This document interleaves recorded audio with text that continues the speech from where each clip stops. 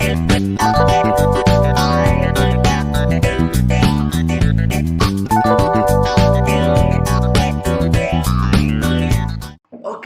selamat datang kembali di Musik Kawan-kawan, di Ngumpul Asik, hati-hati nanti ke musik. Hari ini settingnya beda lagi. Gimana nih? Karena episode lalu kita baru ngomongin guru ya. Sekarang kita diundang langsung ke kantor PGRI. Di gedung PGRI. Kamu tak diundang. Ini mungkin dampak dari obrolan kita kemarin. Sebenarnya kita ngarepnya ngundangnya di Kemendikbud.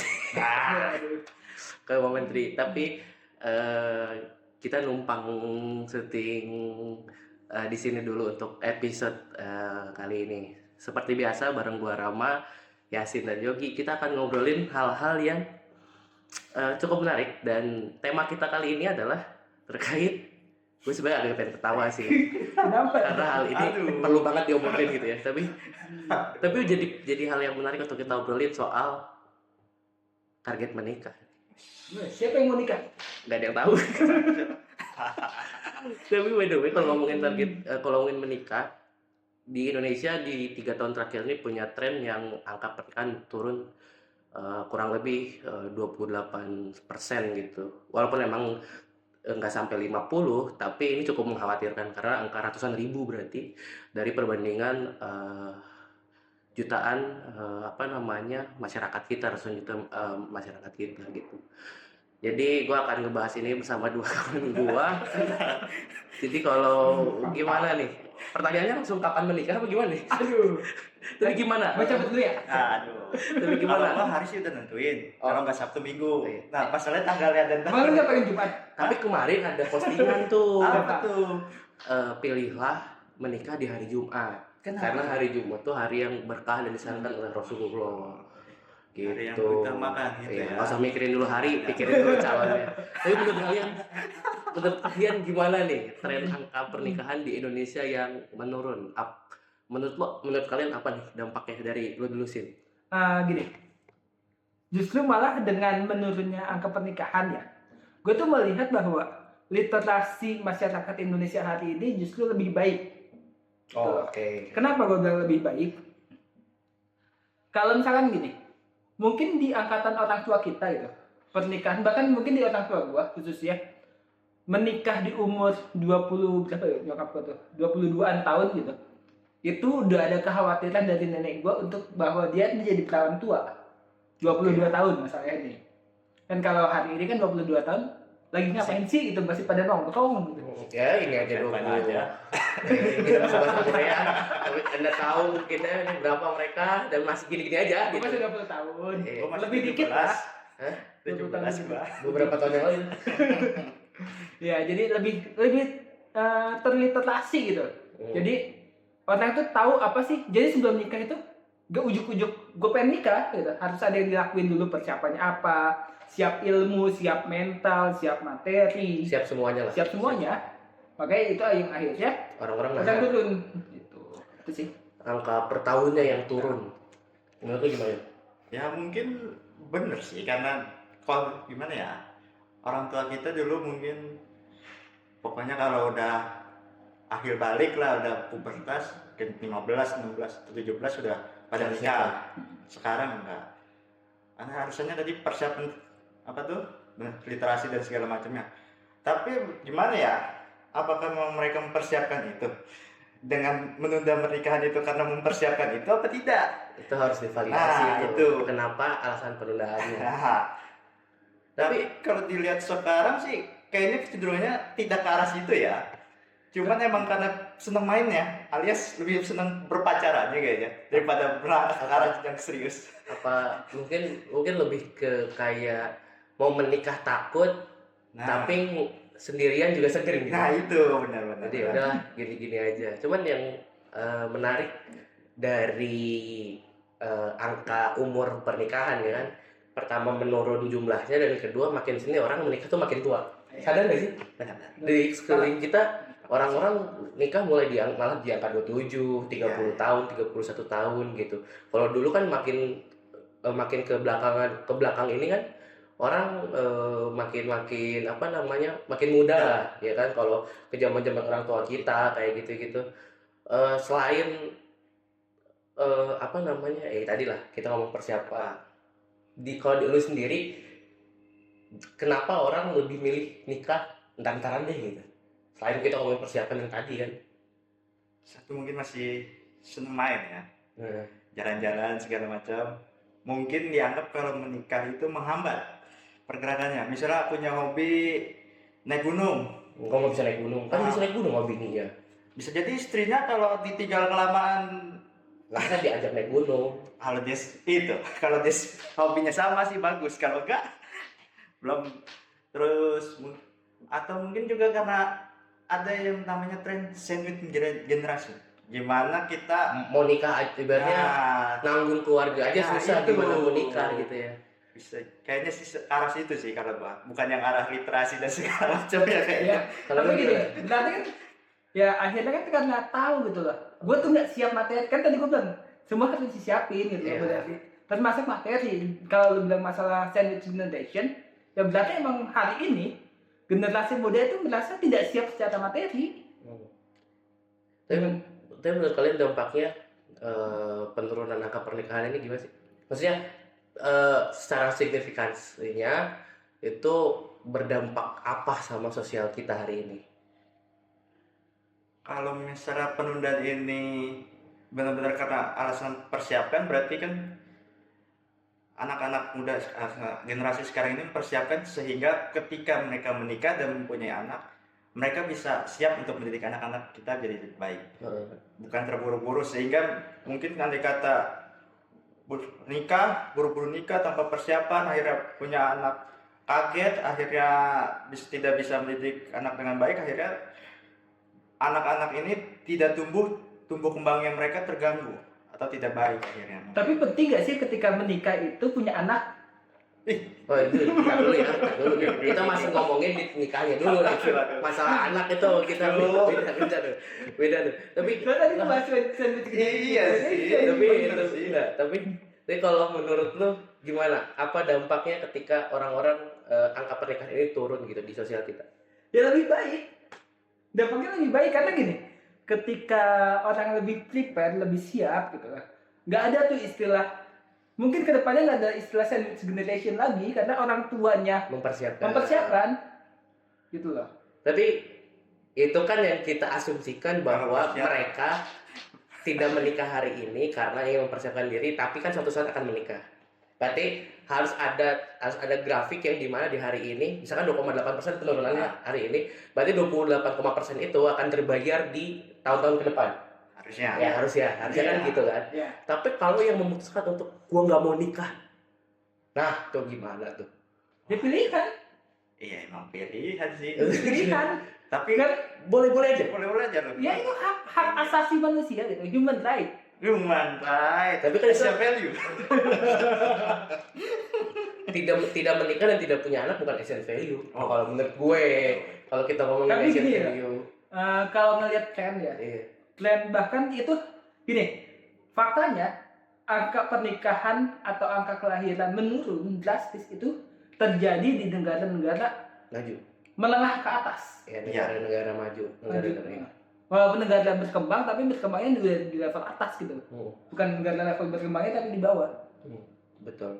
Justru malah negara-negara yang keterbelakangan itu justru malah angka pernikahan dan angka kelahirannya tinggi. Tapi apakah itu akan selalu jadi konsekuensi untuk negara ini masuk ke maksudnya masuk ke zona negara maju gitu?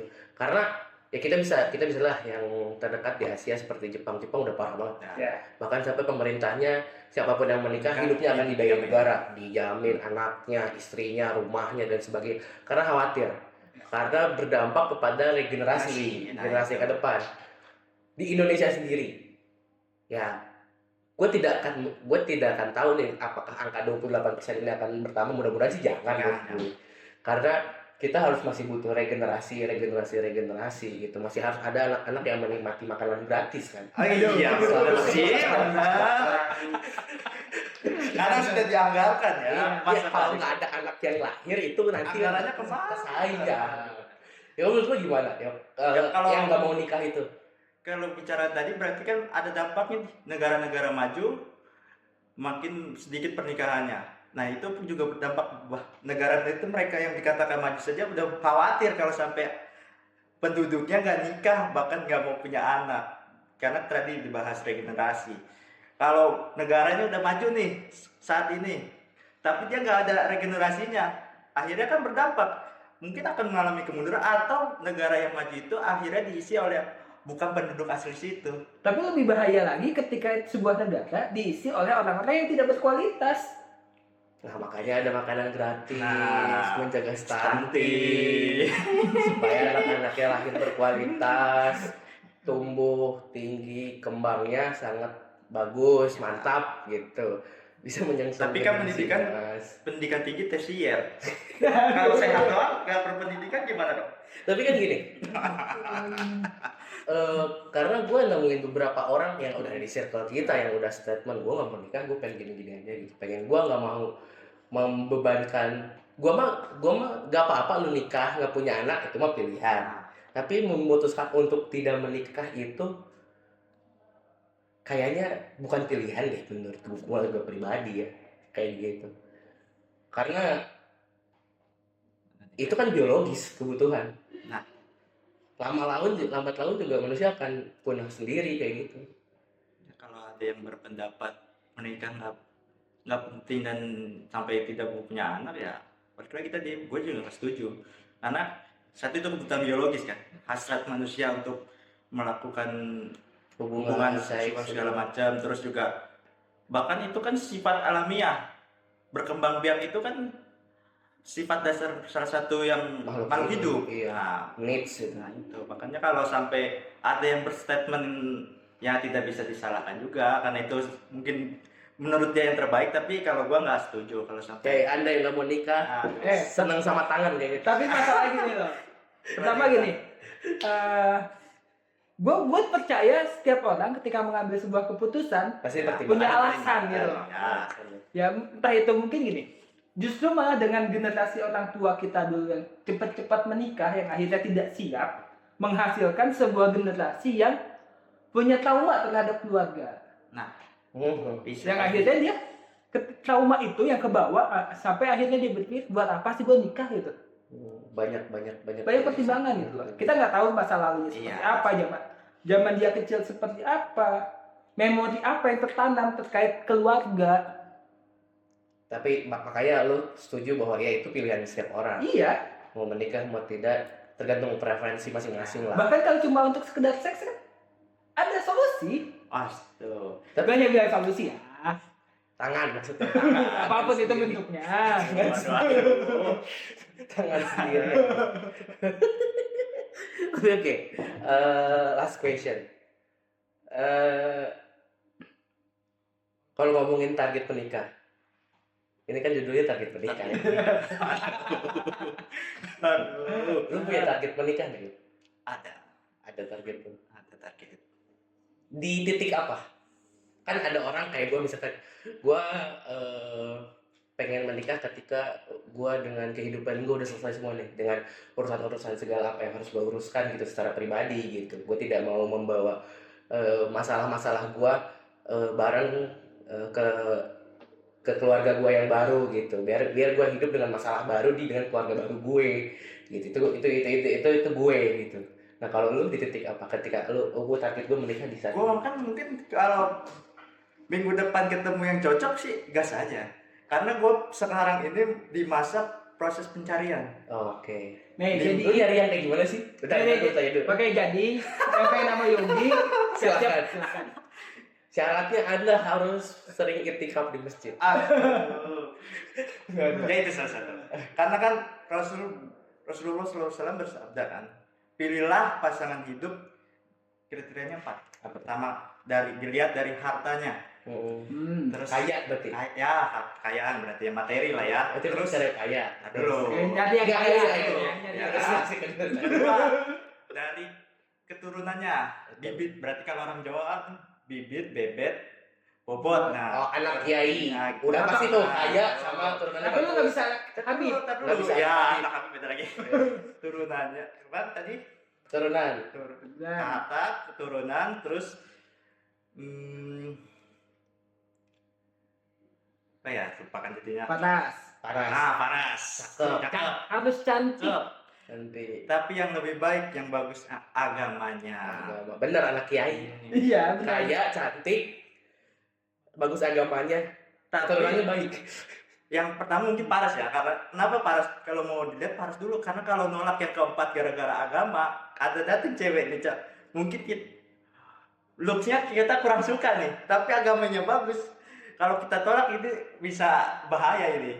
Mungkin pertama gue lihat sih, pertama look juga sih. Gak bisa menutup kemungkinan. Lu agama. Iya. Berarti pertama look dulu ya. Iya lah. Kalau lu Kalau enggak, tanya dulu. Apa? Lu punya target menikah? Target menikah jujur enggak. Oh, enggak. Kenapa? Ya udah gitu ketika ibaratnya mungkin kalau Yogi itu Let it flow. kalaupun Ketemu yang cocok untuk langsung Iya. gitu. gue sih ya udah ketika ada ya udah, tapi kalau enggak pun ya udah gitu. Oke. Karena kan kita nggak tahu ya namanya kan gini, ada 3 hal yang menjadi rahasia Tuhan: Anjir. rezeki, maut, dan jodoh. Gue buat apa menargetkan sesuatu yang itu sebenarnya hak prerogatif Tuhan. Iya sih benar. Ya biar kalau emang Tuhan mau ngasih ya udah kasih aja. Jadi, tapi lu mau menikah? Dibilang mau ya mungkin mau, mungkin Oh, lu ya masuk golongan yang mau berarti. mau, tapi ya lihat kondisinya dulu gitu loh. Emang jodoh urusan Tuhan, tapi kan Harus usaha. nah itu setiap karena Tuhan juga ngomong setiap makhlukku itu diciptakan berpasang-pasangan. Berarti manusia tuh udah ada pasangannya. Jadi jangan ditolak juga. Enggak Jangan referensinya seakan-akan bawa-bawa Tuhan tapi nolak. enggak nolak, tapi ya Mana udah kalau emang waktunya. Jadi gini maksudnya, jangan sampai kita ngejar-ngejar nikah gitu hanya Ya. karena usia. Jangan sampai gitu, itu Ya, yang gue gak pengen. Kalau emang udah waktunya ya udah nikah, tapi bukan karena gue udah ibaratnya gue udah mau 30 nih udah harus nikah. Oh, buru. Enggak gitu juga. Bukan karena pas setiap lebaran ditanyain, bukan. Bodo amat. Kapan nikah? Kan gue udah gak datang acara keluarga. Gua sih masih datang sih, cuma gua masuk kuping kanan Last- kuping kiri. Last question. Menikah buat lu apa sih? Menikah mungkin menyatukan visi misi ya. Kita ibarat kalau karena gue background pendidikan, mungkin ibarat kita ngebangun sekolah. Gimana tuh?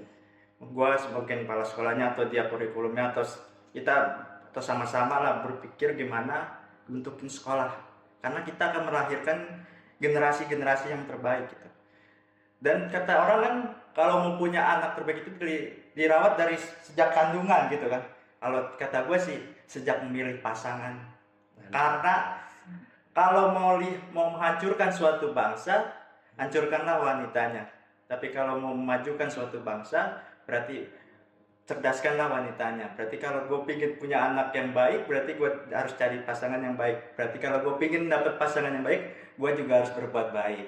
Karena jodoh itu adalah cerminan diri katanya kan gitu.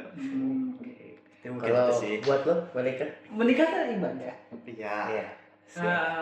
Bahkan kalau dalam agama gua gitu kan, yang menyempurnakan agama itu adalah menikah gitu. Separuh. Separuh dari agama adalah menikah. Begitu besarnya ya nilai ibadahnya. Iya. Bahkan sampai separuh gitu, setengah dari agama itu adalah menikah. Jadi ya harus dipersiapkan sebaik mungkin dari ilmu, materi, mental.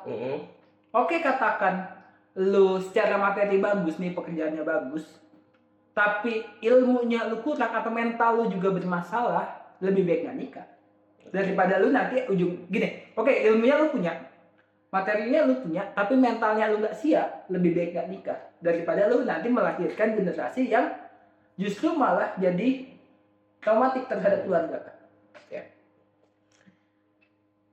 Cukup lah. Cukup ya. Anda perlu perenungan lagi.